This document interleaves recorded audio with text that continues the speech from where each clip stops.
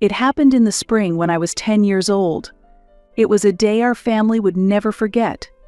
My father was making his special pancakes on a Sunday morning. The sweet, fragrant aroma wafted from the kitchen, while the sound of my mother humming as she set the table created a comforting background melody. My father had a knack for making pancakes shaped like bears and stars to make me laugh. Sunday mornings spent together were the epitome of our family routine. That morning, my father was his usual cheerful self, waving the frying pan like a magic wand. "Princess Jean, your special pancakes are ready," he said playfully.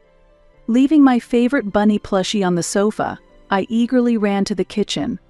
Little did I know that the event that followed would change our family forever. Suddenly, my father clutched his chest, and the spatula clattered noisily to the floor. At that moment, it felt as though time had stopped. I saw my father's face contort in pain, and he let out a soundless scream. My mother, though shaken, quickly grabbed the phone to call an ambulance, but I could only stand there frozen. I remember blankly watching as the ambulance arrived and took my father away. The sound of the siren echoed in the air. In the hospital's white corridor, I vividly recall seeing my mother collapse into tears. That day, my father passed away due to a heart attack. It was so sudden that we had no time to prepare. After my father was gone, the house was enveloped in an empty silence. The laughter and sweet smell of pancakes that once filled our home were replaced by a lifeless void. My mother tried to support me despite her grief, but she was also consumed by a profound sense of loss. About a year after my father's death, my mother met Solomon, her new partner. Solomon was tall and had kind, gentle eyes. He became a comforting presence, slowly filling the void in our hearts. They met through a support group for widows, and he exuded a reassuring warmth that reminded us of my father. When Solomon started visiting our home, the atmosphere began to change little by little. He helped me with my math homework and listened when I had a bad day at school. Even so, it took time for him to be accepted as part of our family. Eventually, my mother decided to remarry, and Solomon moved in with us a few months later. Around the time Solomon became a part of our family, we were blessed with a new life. I still clearly remember the day my mother told me, "You're going to be a big sister." Her eyes sparkled with excitement, but my heart was filled with mixed emotions. As our family took on a new form, the days when my father was with us felt increasingly distant. When my little sister was born, my mother's attention turned entirely to that tiny new presence. She decided to quit her job and devote herself to caring for my sister. "This early childhood period is so crucial for a child's development," she often said. But to me, those words felt like an announcement that I was no longer a priority in our family. As my mother became immersed in taking care of my sister, my daily life gradually changed.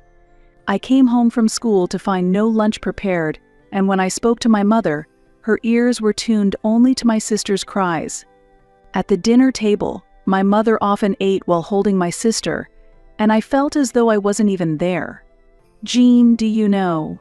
Sometimes people become so absorbed in one thing that they forget about everything else," Solomon told me after dinner one evening. His words gave me a small sense of relief, but it didn't change the fact that my place in the family still felt unstable. Thus, our family, having lost my father, spent each day grappling with loneliness and inner conflicts as we tried to find a new form of togetherness. With Solomon becoming part of the family and the birth of my sister, our household took on a new shape. However, this change was not necessarily comfortable for me. My mother devoted herself entirely to caring for my sister, and her attention toward me gradually faded. It felt as though I had become an unimportant member of the family. Solomon tried hard to maintain balance in the household. He would take me to the park on weekends and attend school events. Even so, every time I saw my mother so engrossed with my sister, I felt a small seed of loneliness take root in my heart. That seed grew steadily over time. My mother often said, "This time is so important for her future." While I knew she wasn't lying, The phrase for her future felt like a denial of my present. One evening, Solomon knocked on my door and quietly spoke to me. "Jean, I understand that you feel like you're not being cared for, but you are important. Please don't forget that." His words felt like a lifeline to me. Still, every time I saw the unshakable bond between my mother and sister, I felt as though I was losing my place within the family. While Solomon tried to be there for me, my mother's unwavering focus on my sister left the atmosphere at home somewhat strained. A growing gap slowly formed between my mother and me. I still remember the day my sister first said, "Mama." The moment my mother heard it, she beamed with tears of joy and hugged my sister tightly. Watching that scene, I was overcome with a strange mix of happiness and sadness. It felt like I was part of the family, yet somehow observing it from the outside. As I watched my mother's love for my sister deepen day by day, I began to feel as though I was being pushed further away from the heart of the family. That sense of loneliness started to take root in my heart during this time. As my sister grew, my mother's expectations for her only grew larger. She became busy enrolling my sister in music and art classes, and our family's days revolved around those schedules. My mother's voice was always gentle when she spoke to my sister, and she celebrated even her smallest successes with exaggerated joy. In contrast, whenever I shared my achievements at school or in club activities, my mother would simply respond, "That's nice," before quickly shifting the conversation back to my sister. Even in such circumstances, Solomon always remained on my side. He listened to me attentively and sometimes encouraged me by saying, "You're really putting in a lot of effort." I can't express how much those words saved me. Without him, I might have been completely crushed by the loneliness I felt within the family. However, despite Solomon's efforts, the distance between my mother and me only grew wider. I felt as though my sister was the center of the family, while I was merely a satellite orbiting around her. This feeling became increasingly vivid as I grew older. On the surface, our family appeared peaceful, but inside me, small frustrations accumulated and gradually turned into a deep sense of loneliness. At the same time, tension began to arise between Solomon and my mother. Solomon tried to maintain fairness within the family, but he too started questioning my mother's excessive attention toward my sister. One evening during dinner, my sister pushed her plate away, refusing to eat. My mother sat beside her, patiently trying to persuade her, saying, "Just one more bite." Watching this, Solomon put down his fork and said, "Sally, you need to let her become more independent. You can't do everything for her." My mother's face immediately stiffened as she replied, "Are you saying I'm a bad mother?" Solomon responded calmly, "That's not what I'm saying. But she's not the only child in this family. Jean is your daughter too." However, it seemed those words didn't reach my mother. She retorted firmly, "She's still so young. She needs special care." The situation settled down somehow, but Solomon's words left a deep impression on me. Day by day, Solomon continued to try to support me. One day, he suggested that I join a karate class. I accepted his suggestion, and Solomon drove me to and from the class several times a week. The conversations we had on the way home after practice became a source of comfort for me. When I earned a belt during a match, I still remember how he cheered louder than any other parent. While I grew through my time with Solomon, the tension at home continued to escalate. Solomon suggested to my mother that she reduce her dependency on my sister, but instead of listening, my mother became increasingly defensive. When my sister expressed interest in trying Little League, Solomon said, "This could be a great opportunity." However, my mother immediately dismissed the idea. "Baseball is too dangerous. It's safer for her to attend art classes instead," she insisted, leaving Solomon speechless. Even in the art class chosen for my sister, she showed little enthusiasm and stopped attending after the third session. When my mother found out, she only blamed the teacher, saying, "The teacher doesn't understand children's creativity." This kind of attitude from my mother seemed to distort everything within our family. Over time, Solomon began to avoid clashing with my mother. However, it wasn't because he had given in to her. Instead, he focused on supporting me. "Jean, you're always trying so hard. Do you realize how amazing that is?" Those words of encouragement from him still remain in my heart. Without him, I might have been completely crushed by the loneliness within our family. On the other hand, the cracks within our household were becoming irreparable. Solomon was doing his best for me, but he couldn't mend his relationship with my mother. From this point on, the time we spent together as a family began to decrease. It became more common for us to eat dinner separately. The situation where my sister was the center of the family remained unchanged, and Solomon and I felt like isolated entities orbiting around her. By the time I was about to graduate high school, I had one clear goal in my heart. It was to leave the house and live an independent life. Exhausted from the loneliness and strained relationships with my mother and sister, I strongly wished to start a new life by going to college. My mother didn't seem to take my college plans seriously. While I was choosing schools, she would talk only about my sister's lessons and school events. Even when I asked for her opinion about my future, she would only give a curt response like, "Go wherever you like." On the other hand, Solomon continued to cheer me on. "Jean, the sky is the limit. Go wherever you want," he said, encouraging me. His words were my only source of support. On the day of my high school graduation, I wore my cap and gown and looked out at the audience from the stage. I saw Solomon smiling proudly at me. Next to him was my mother, who was staring at her smartphone, seemingly texting the babysitter for my sister. That scene felt like a symbol of my position within the family. The day after the graduation ceremony, Solomon called me into his study. Holding a folder in his hand, he said, "I've been saving bit by bit." He showed me brochures from various universities. "Jean, you can go anywhere. I want to help you carve out your future," he said, his words bringing tears to my eyes. However, when my mother heard about this, she argued, "That money should be used for your sister's future," leading to a heated argument with Solomon. That night, Solomon told me, "Jean, I'm not backing down on this. You have the right to your freedom." Encouraged by his words, I decided to go to college. In the end, I chose Marshall University in West Virginia. It was a place where I could maintain a suitable distance from my family while starting a new chapter in life. When college began, I tasted freedom for the first time. Being freed from the shadow of my family, I realized how precious it was to have my own time. I devoted myself to my studies, enjoyed time with friends, and pursued things I had always wanted to do. However, my relationship with my family grew increasingly distant. My mother rarely contacted me, and the only connection I had was through phone calls with Solomon. "Jean, your mother still seems busy with your sister," Solomon said during one of our calls. There was fatigue in his voice as he continued, "She's doing her best to raise her, but that doesn't necessarily mean things are heading in the right direction."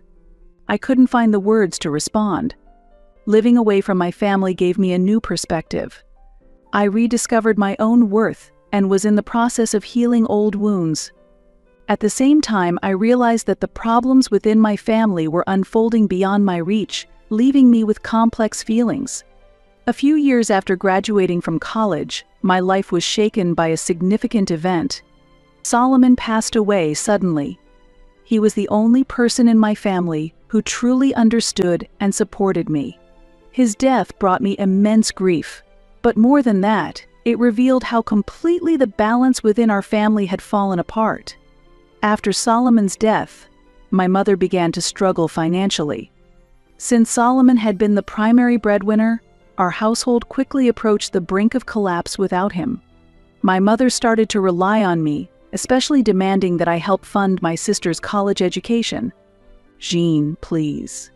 If you don't help, her future will be ruined," my mother pleaded with tears in her eyes. Her words shook me. But considering my past relationship with my family and the life I had built for myself, I couldn't agree so easily. However, in the end, I decided to accept my mother's request. From then on, I worked 3 jobs simultaneously to pay for my sister's college expenses. Living a life of working from early morning until late at night drained me physically and mentally, yet I rarely received gratitude from my mother or sister. My mother accepted the money as if it were a given, and my sister showed little interest in the matter. Their cold attitudes left new scars on my heart. One day, when I visited my family home after a long time, I found it in worse condition than ever before. The garden that Solomon used to maintain was overgrown, and the living room was cluttered with my sister's belongings. My mother sat on the couch with a tired expression, barely looking at me as she muttered, "Welcome home." Seeing this, I realized that no matter how much effort I put into supporting this family, I would never be acknowledged. Eventually, the day came when my sister graduated from college and entered the workforce. My mother bought a new dress to attend the graduation ceremony, her face beaming with joy. However, behind that joy, I felt as if all my efforts had been ignored. I was left with a gaping hole in my heart. With Solomon gone, my family had become entirely focused on my mother and sister, leaving my presence increasingly insignificant. Enduring this situation was not easy, but I couldn't give up on my own life. A few years after Solomon passed away, and I had been funding my sister's college expenses, a decisive rift occurred in our family during my mother's birthday party. That day, family and relatives gathered, and on the surface, the atmosphere was pleasant. My mother was more talkative than usual, sipping wine after wine and in high spirits. During the gathering, she casually let something slip in her drunken state. "Actually, I've made a will to leave all my assets to your sister," she said with a laugh. The moment those words reached my ears, it felt as though time had stopped. It was as if my existence within this family had been completely erased. When I tried to ask why, my mother, showing no sign of remorse, replied, "Because she has her whole life ahead of her. You're already independent, aren't you?" Her words carried not a trace of gratitude or consideration for me. They simply reflected her values, which prioritized my sister above all else. In that instant, all the emotions I had buried deep inside came rushing out. How much I had sacrificed to support this family, devoting my time and money to secure my sister's future. Yet, the reality that this was how I was treated filled me with indescribable anger and sorrow. After returning home, I thought deeply. Should I continue being the sacrificial lamb for this family? What meaning was there in maintaining a relationship with my mother and sister? After much deliberation, I made a decision. I needed to distance myself from this family and reclaim my life. A few days later, I wrote a letter to my mother.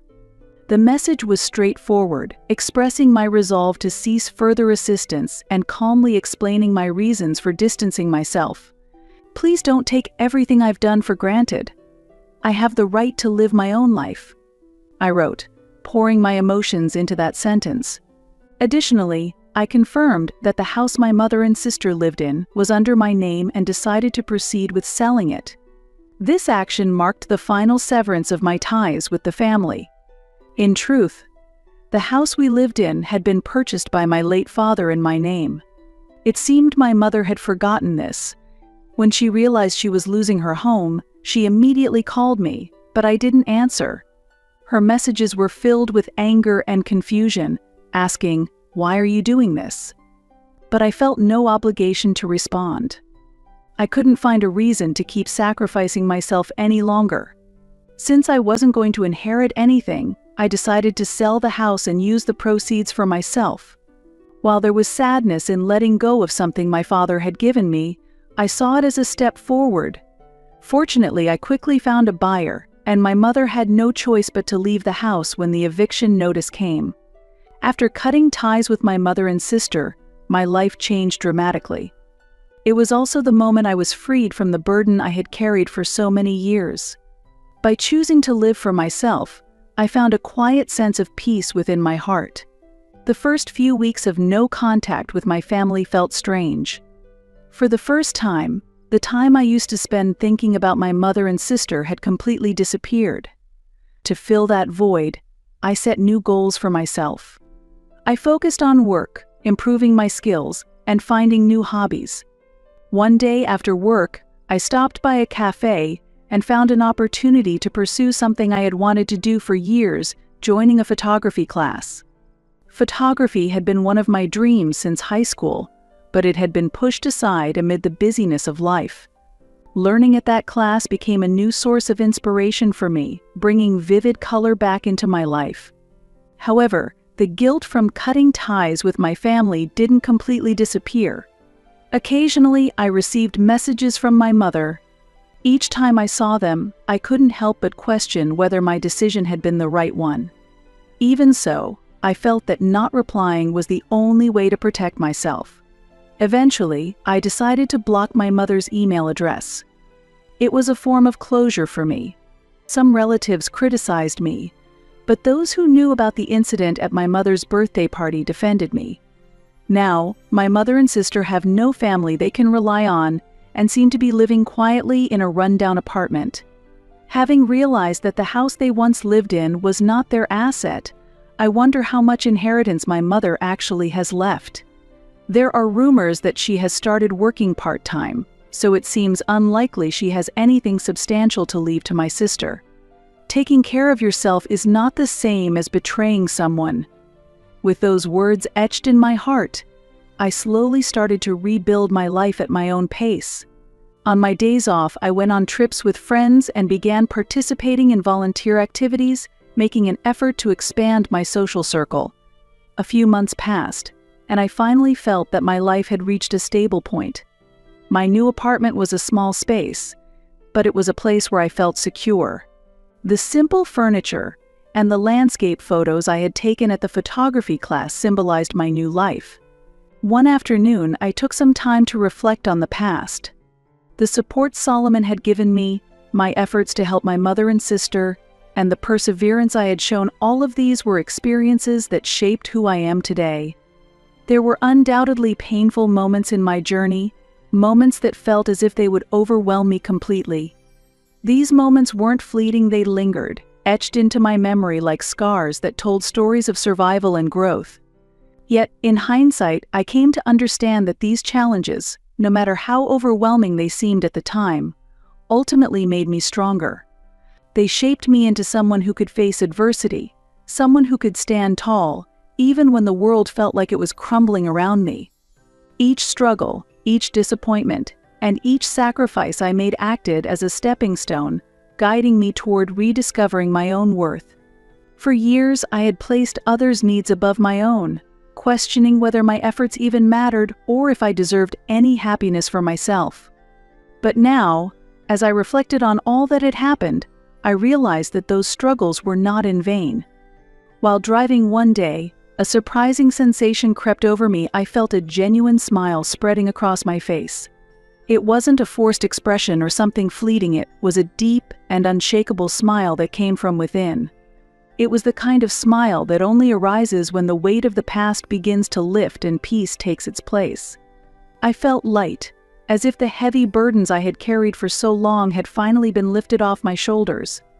The chains of obligation that had tethered me to my family's problems had been broken, freeing me in ways I hadn't imagined possible. The air seemed clearer, the road smoother, and the horizon brighter. It was in that moment I realized all the struggles I had endured, the tears I cried, the sleepless nights, the sacrifices had finally paid off. They had led me here, to this sense of peace and freedom that I had thought was unattainable. Their problems, the ones that had consumed so much of my life, were no longer my problems to solve. I had stepped away from their shadows, and for the first time I could focus on myself without guilt or hesitation. I was finally ready to walk my own path, one that was shaped by my dreams, my choices, and my desires, not by the weight of others' expectations. "This is my new beginning," I whispered to myself, my voice barely audible yet filled with conviction and hope. As I pressed down on the accelerator, I felt the car surge forward, responding to my will. The road ahead stretched endlessly, a winding path that disappeared into the vast horizon. Above me, the wide-open sky, with its brilliant shades of blue, felt like a promise of infinite possibilities and uncharted adventures. The journey ahead was unknown, But for the first time, I wasn't afraid of what I might encounter. With each mile I drove, I felt as though I was shedding the layers of my past, the pain, the doubts, the sacrifices. I was leaving them behind, letting them fade into the distance as I focused on what lay ahead. This drive wasn't just about covering physical distance, it was about moving forward emotionally, reclaiming my sense of self, and embracing the freedom I had fought so hard to achieve. The road before me wasn't merely a path, it was a symbol of the life I was ready to build for myself, a life rooted in self-love and independence. The car hummed beneath me, steady and reliable, as if it too understood the significance of this journey. With each turn of the wheel, I felt myself moving closer to a brighter, freer, and more fulfilling future. This moment, this drive, was more than just a physical escape, it was the start of something profound. I had finally chosen myself, and that choice filled me with a joy I hadn't experienced in years. "This is my new beginning," I repeated, the words echoing in my mind like a mantra. Ahead of me stretched an open road, boundless and inviting, with a sky so vast it seemed to hold every possibility I could imagine.